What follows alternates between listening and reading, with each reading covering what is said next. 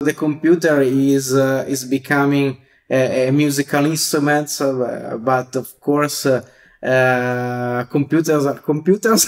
And there's a love and hate relationship, I think. Yeah, absolutely. No, totally. Yeah, I mean, some of the other guys in the band, when Howard was first there, they were all looking at me like, who's this guy, you know? But, you know, but it worked out really nicely, and they got into it, and it became a really nice augmentation to the sound.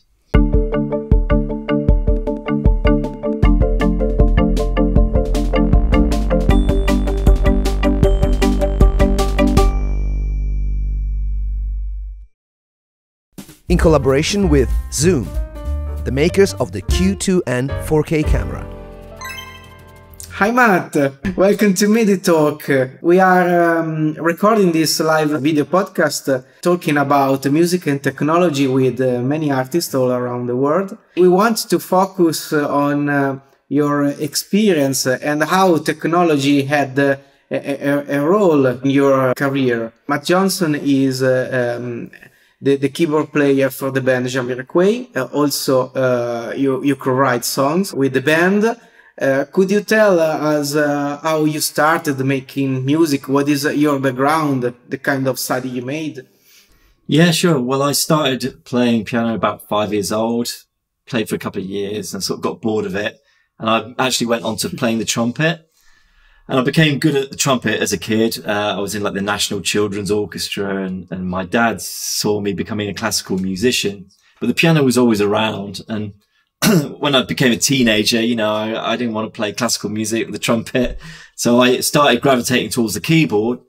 And, you know, by the time I was 17, 18, that's what I was doing for a living.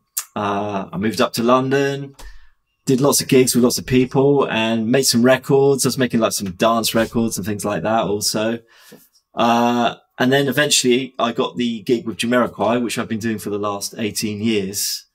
Wow. I've also co-written most of the songs during that time. And the last album, I produced it along with the singer JK. So we co-produced and wrote the whole album together. Yeah, and also I've been writing with other people. I've recorded with lots of other artists, and I've written with some other artists as well. Always keeping busy, you know. Cool.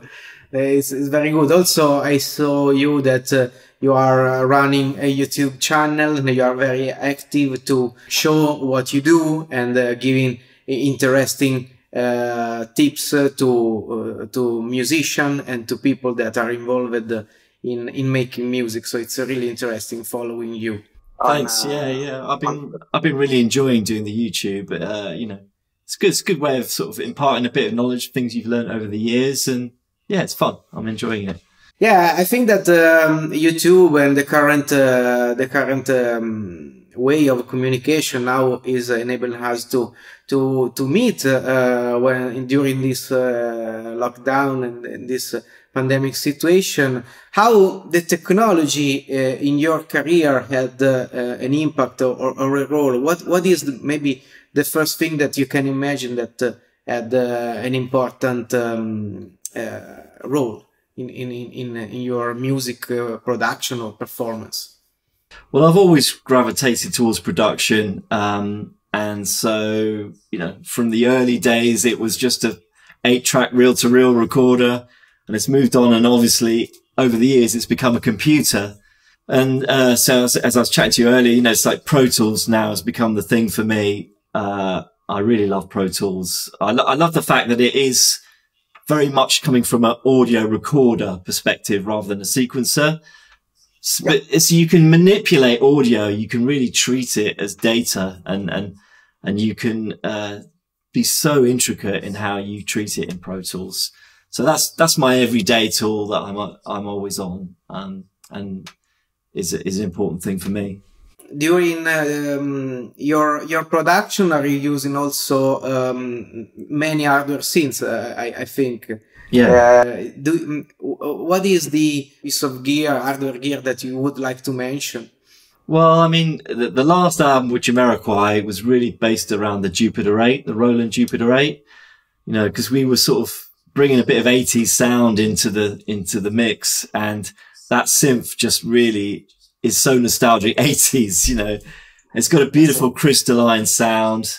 You know, it doesn't have a massive feature set, but you can get a huge range of sounds out of it, actually. And it's really big sounding. So that was the centerpiece really on the last album. Also, lately I've really been getting into the Moog One. You know, I think it's just such a stunning synth, and it's so deep, you know, that the longer I'm having it, I'm discovering more things all the time, you know, about the modulation possibilities and the sequencer possibilities, you know, the way you can have 3 sequences, all polyphonic, you know, up to 64 steps, and you can change the filter and resonance or anything almost on the synth, and then go in and by fine detail sort of really craft it. And then you can do that on 3 sequences, and, you know, it's all analog, you know, so that's been blowing my mind lately. I've been disappearing down the rabbit hole of the Moog One. Cool. In the previous episode we recorded, we had a common feeling about the using analog synths. In particular, when we spoke about the modulation possibility and the expression range that those kind of instruments are capable. Could you describe a bit what, if that applies also to you, to your experience, and what it means for you? Yeah, it's very important to me, you know, as I say, but dynamics, you know. Yeah. My playing is very based around dynamics, and the way that you hit a sound or how hard or soft you hit it can really affect the listener emotionally. So, you know, when you play something very soft and you suddenly edge a note harder, if you do it in the right way, you can elicit this emotional response. So I think dynamics are crucial in music, if you want to make people feel something. And it's something I've been thinking about a lot lately, you know, how just the way you hit a note will make someone feel different. And it's something we probably don't think about enough as musicians. But now, obviously, originally synths and drum machines were absolutely linear. They had no soul. And that was kind of what was cool about them. You know, it felt very futuristic, the fact that they didn't care about what the velocity was. It's always the same. But now that synths can be very dynamic, you know, and they can be soft, hard, and whether you hit them soft or hard will affect the filter maybe, or whatever you determine it to affect. So the possibilities are massive from that point of view. And a modern synth is as much a living, breathing instrument as a piano, I think, you know. The difference being that you can tailor it to your own playing 100% on something like the Moog One. You know, there's so many options. If you hit it harder, what happens? You can decide, you know, and from that point of view, it can massively affect how the sound is perceived by others, I think. Yeah, it's a really interesting topic. As we spoke before of the cameras, we were wondering about making a video comparing the expressivity of an acoustic instruments with the synth.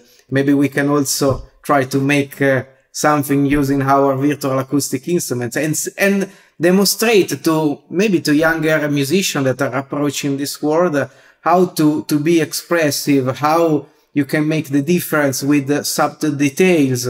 What is really interesting to see is the possibility and attention to that details can make really the difference. Because as I mentioned that as an amateur keyboard player, when I started, I thought that playing keyboard was switching on and off keys and that's it. So that's it. I mean, it's like I was saying to you, people don't think about these things much. Dynamics, you know, when you're learning an instrument, I don't know, you might say, oh, I really want to learn that cool lick, you know, that sounds great. Or you want to learn that piece of music, but you don't learn about these very subtle, performance aspects. So that's why I've been quite enjoying doing my YouTube thing, because I was worried when I started. I thought, oh, well, I don't have the technical knowledge. People might think that my lessons are really, there's a lot of holes in them. But then I realized that I've got all this experience from years and years, and it's taken me years to distill all these thoughts about simple things, actually, simple things about playing, but that make a massive difference.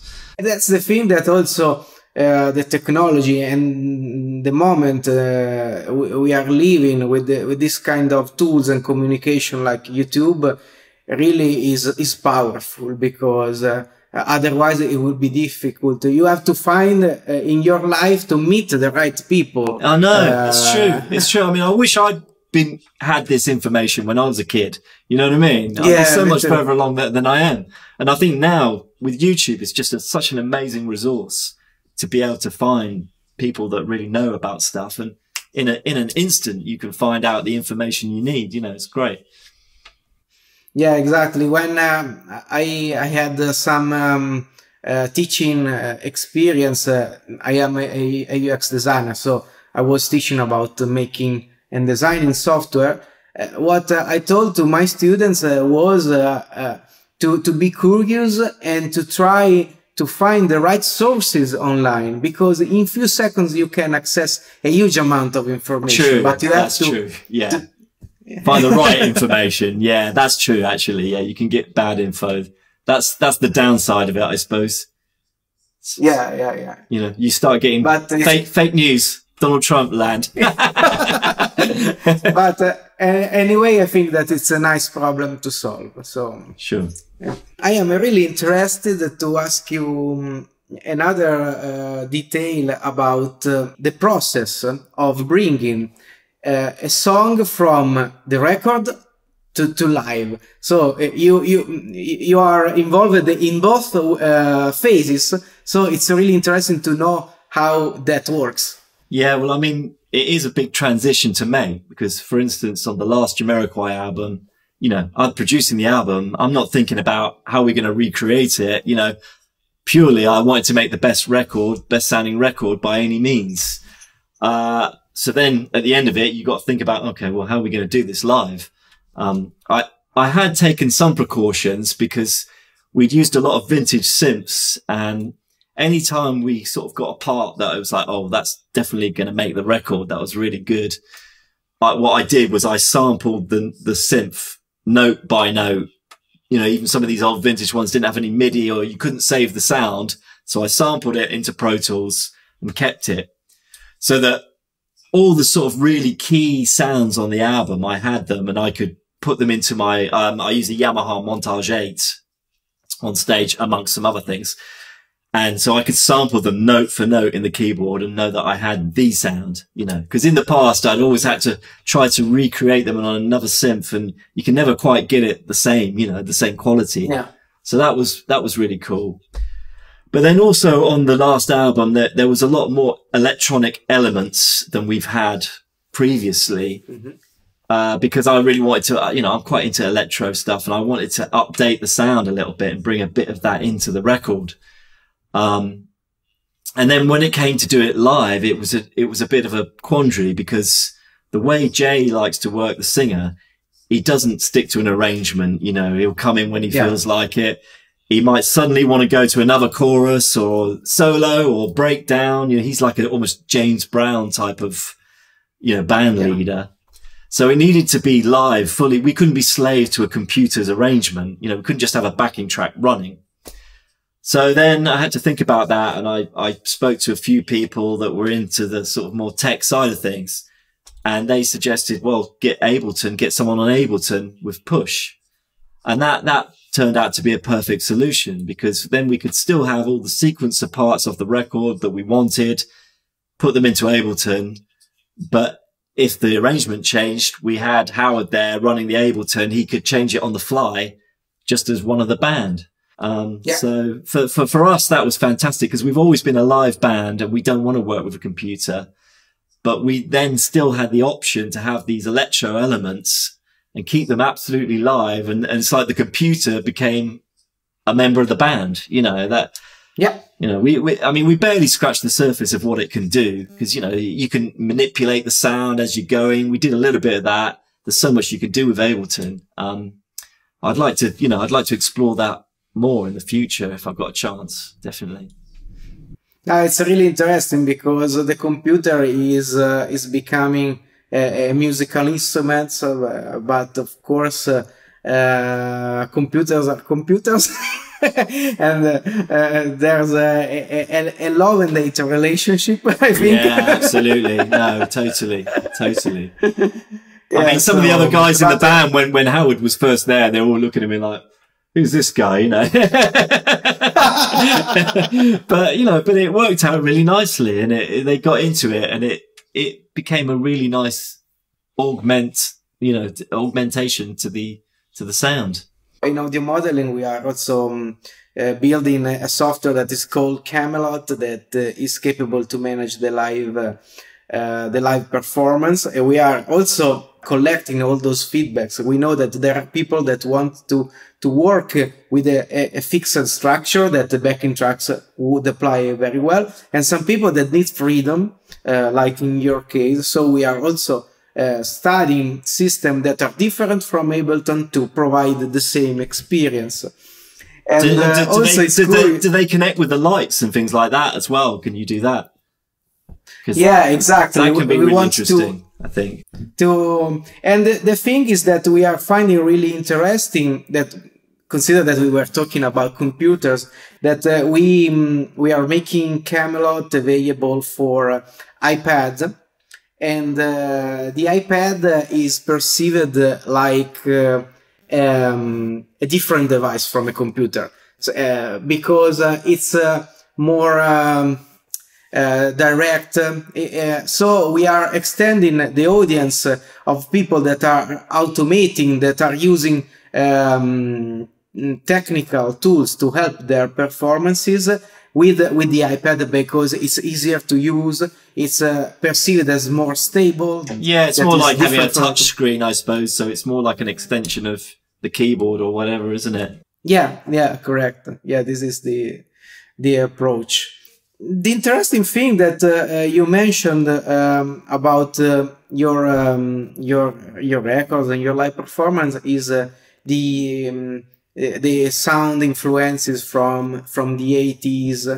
I think that there is a trend right now to write songs or arrange songs with influences from the 80s and the 70s or the 90s. Do you see the same trend right now? Yeah, I think it's always been like that. I think people always look back to move forward. Like if you look at the 70s, they rehashed 50s rock and roll and turned it into glam rock. As I said to you, in the 80s, it was more original because machines came in, and suddenly it was a whole new ball game. Although they almost went back, like the New Romantics, isn't it? Went back to sort of almost like a Victorian age or something. I don't know, in a weird futuristic way. But then, in the 90s, like my band Jamiroquai, it was based around 70s kind of funk and jazz funk, really. So that had a massive resurgence in the 90s. And now I'm finding, like my daughter's age kids, they're listening to 90s music or they're listening to 80s music, so. For me, I mean, the 90s music, certainly, I was like making that stuff when it was the 90s. So it's easy for me to get involved with that. And also like, I grew up as a teenager in the 80s. So it's very nostalgic for me, all these kind of new wave synths and synth wave and all that stuff. I love it. I love it. It brings me back. And I enjoy incorporating it into music now. I'm working with some young bands at the moment. They love it. They love all the 80s stuff. For them, they weren't around in the 80s, but it's still, they get this sense of nostalgia still about it. Yeah. I think it was a magical time in a way because of technology first really hitting in the 80s and computers feels like a special time. Still feels futuristic in some weird way. To me. Yeah. To me also in the 80s, that influenced my choice of approaching keyboards because it was something that was totally futuristic. In that moment of my life. Yeah. Yeah, it was inspiring, wasn't it? Inspiring. I would like to ask you another couple of questions. One is, how would you suggest to young people, to young musicians, to approach the music?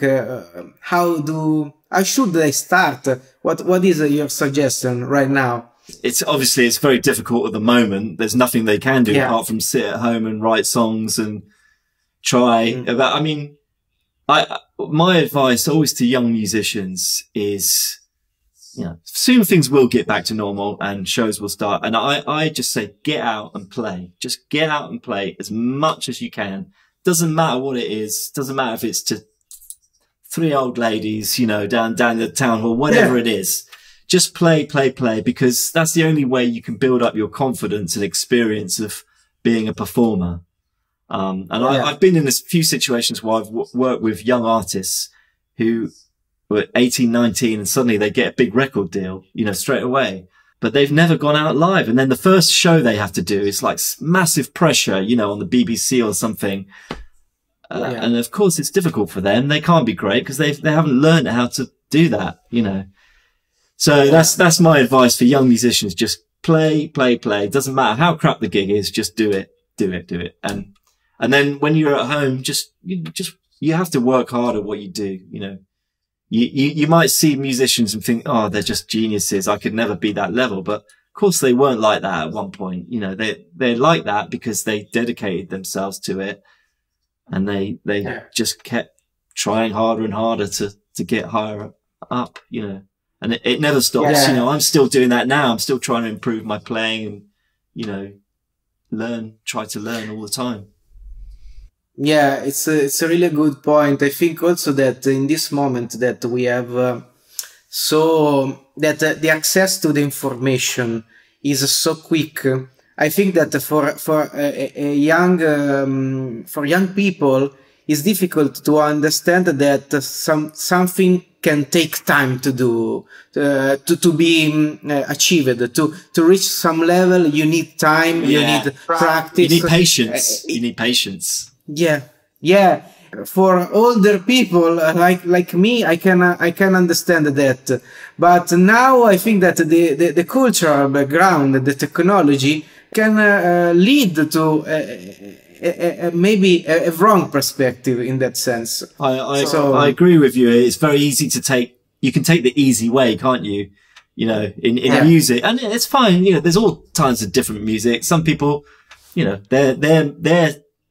their instrument is an MPC, let's say, you know, and they just program beats. That's totally cool. But if that's what you do, get really good at it. You know what I mean? Learn every thing about it. And doesn't matter how you're making music, whether you're playing or you're just programming, you can still, increase your awareness and knowledge about what you're doing, you know.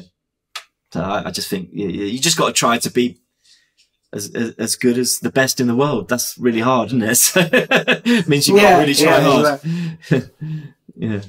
Yeah. Also, the final question is about the live performance and what is the key point to create a good live show? What is the recipe? How do you connect with the audience? What is the secret in that sense? It's an interesting question. I think personally, the main thing is to be generous as an artist. You know, there's some artists they're on and the audience almost feels nervous for them because they're just there in their own little world and they're not really reaching out. And I think the best artists are the ones that reach out to the audience, you know. So that means not thinking about yourself, but thinking about them, you know, how to make them happy, whether that's you dancing up and down or, you know, try to give out your energy to the crowd, because when you give it out to them, they send it back to you. And then it becomes this sort of vortex, you know, that's where you get that ecstatic energy at gigs, people going nuts, you know. It's not just about the performer. It's like a relationship between the performer and the audience, you know. Mm-hmm. It's hard to say what the key to that is, you know, what is the key to it? I don't know, but all I do is, especially these days, every time I get on stage, I'm just so grateful that I can do a gig, and I just make sure I give it my 100%. You know what I mean? I'm on it. I'm trying to give out energy the whole time. I think that it's really a magic moment when that connection is so special and it's perfect. Yeah, definitely. You know, and the band gets as much from it as the audience does. You know, you come off those big shows and you feel so high. You know, it just really, you feel the energy. It's kind of a magical thing in a way. Cool. So Matt, I would say thank you very much for this great chat. I think really fortunate because I can interview so many important artists and I learn a lot of stuff from each one of you. Thank you for your time. Thank our sponsor Zoom for providing the cameras to record in this show. So I hope to see you soon, also in person, to see you performing. Yeah. And where do you live, Simone? Where are you? I live in Italy, in central part of Italy. We always love to come and play in Italy, so maybe we'll see you at some point in the show. Yeah, I can't wait to come to your show. Absolutely, I will invite you as my guest. Thank you so much. I really appreciate your kindness, and I hope that really that we will be back soon on stage.